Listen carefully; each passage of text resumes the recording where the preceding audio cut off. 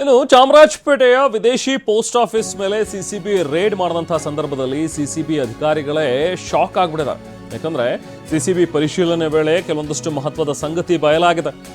ನೋಡಿ, ಸುಮಾರು 606 ಪಾರ್ಸಲ್ಗಳನ್ನ ವಶಕ್ಕೆ ಪಡ್ಕೊಂಡಿದ್ದಾರೆ. ಇದರಲ್ಲಿ ಡ್ರಗ್ಸ್ ಇದೆಯಾ, ಡ್ರಗ್ಸ್ ಇರುವಂಥದ್ರ ಬಗ್ಗೆ ಮಾಹಿತಿ ಪಡೆದು ಸಿಸಿಬಿ ಅಧಿಕಾರಿಗಳು ದಾಳಿ ಮಾಡಿದಾಗ ಸಿಕ್ಕಿರುವಂತಹ ಪಾರ್ಸಲ್ಗಳಿವು. ಸೆಪ್ಟೆಂಬರ್ 9ನೇ ತಾರೀಕು ದಾಳಿ ನಡೆಸಿದಂತಹ ಸಿಸಿಬಿ ಅಧಿಕಾರಿಗಳು ಥೈಲ್ಯಾಂಡ್, US, UK ಇದೆಲ್ಲ ಕಡೆಯಿಂದನೂ ಕೂಡ ಬಂದಿರುವಂತಹ ಪಾರ್ಸಲ್ಗಳು ಇವೆಲ್ಲವು.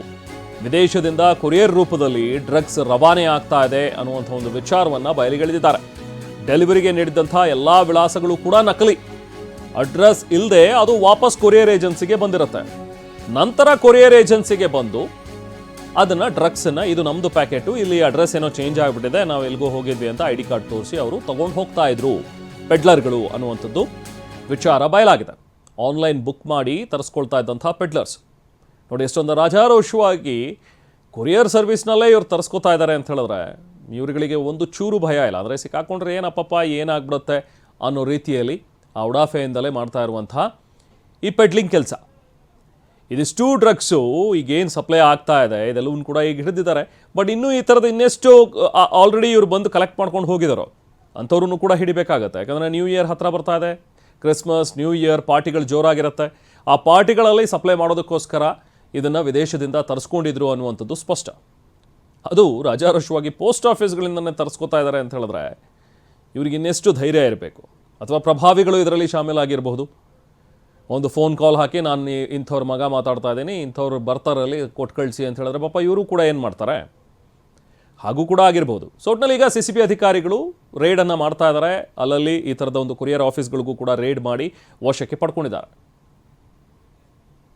ಹೆಚ್ಚಿನ ಮಾಹಿತಿ ನಾವು ಪ್ರತಿನಿಧಿ ಜಗದೀಶ್ ನೀಡ್ತಾರೆ. ಜಗದೀಶ್, ಇಲ್ಲಿ ಕೊರಿಯರ್ ಸರ್ವಿಸ್ನಲ್ಲಿ ರಾಜಾರೋಷವಾಗಿ ಆನ್ಲೈನಲ್ಲಿ ಬುಕ್ ಮಾಡಿ ಇವ್ರು ತರಿಸ್ಕೊಳ್ತಾ ಇದ್ದಾರೆ ಅಂತ ಹೇಳಿದ್ರೆ ಇನ್ನೆಷ್ಟು ಧೈರ್ಯ ಇರಬೇಕು ಇವರಿಗೆ. ಬಹುಶಃ ಇದೆಲ್ಲವೂ ಕೂಡ ನ್ಯೂ ಇಯರ್ಗೆ, ಕ್ರಿಸ್ಮಸ್ಗೆ ಸರಬರಾಜು ಮಾಡೋದಕ್ಕೆ ತರಿಸ್ತಾ ಇದ್ರು ಅಂತ ಅನ್ಸುತ್ತೆ. ಈಗ ಸಿಸಿಬಿ ರೇಡ್ನಲ್ಲಿ ಯಾವೆಲ್ಲ ವಿಚಾರಗಳು ಪತ್ತೆಯಾಗಿದೆ ಜಗದೀಶ್? ಇದು ವೇ ಆಫ್ ಡೀಲಿಂಗ್ ಅಂತಾನೆ ಹೇಳ್ಬೋದು. ಯಾಕಂದ್ರೆ ಡ್ರಗ್ಸ್ ನಾನಾ ರೀತಿಯಲ್ಲಿ ಬೆಂಗಳೂರು ಪೊಲೀಸರು ಕಂಟ್ರೋಲ್ ಮಾಡಬೇಕು ಅಂತ ಹೇಳಿ ಮುಂದಾಗಿದ್ದಾರೆ. ಆದ್ರೆ ಪೊಲೀಸರಿಗೆ ಕಾಣದಂತೆ ಒಂದು ವ್ಯವಸ್ಥಿತವಾಗಿ ದೊಡ್ಡ ಮಟ್ಟದಲ್ಲಿ ನಡೀತಾ ಇದ್ದಂತಹ ಜಾಲ ಅಂದ್ರೆ ಕೊರಿಯರ್ ನಿಮ್ಮ ಧ್ವನಿ ಸ್ಪಷ್ಟವಾಗ್ತಾ ಇಲ್ಲ, ಮತ್ತೆ ನಿಮ್ಮನ್ನ ಮಾತಾಡಿಸ್ತಾನೆ. ಸೊ ಡ್ರಗ್ಸ್ ಇರುವಂತಹ ಸುಮಾರು 606 ಪಾರ್ಸಲ್ ಪಾಕೆಟ್ಗಳನ್ನು ಈಗ ಸದ್ಯಕ್ಕೆ ಪೊಲೀಸರು ಕೂಡ ವಶಪಡಿಸ್ಕೊಂಡಿದ್ದಾರೆ. ನೋಡಿ, ಅಲ್ಲಿ ಯಾವ್ಯಾವ ರೀತಿ ಇದೆ: ಹೈಡ್ರೋ ಗಾಂಜಾ ಅಂತೆ, ಹಶೀಶ್ ಆಯಿಲ್, ಹಾಗೆ ಗ್ಯಾನಿಯಾ ಚಿಲ್ಲಿ ಗ್ಯಾನಿಯಾ ಆಯಿಲ್ ಅಂತೆ.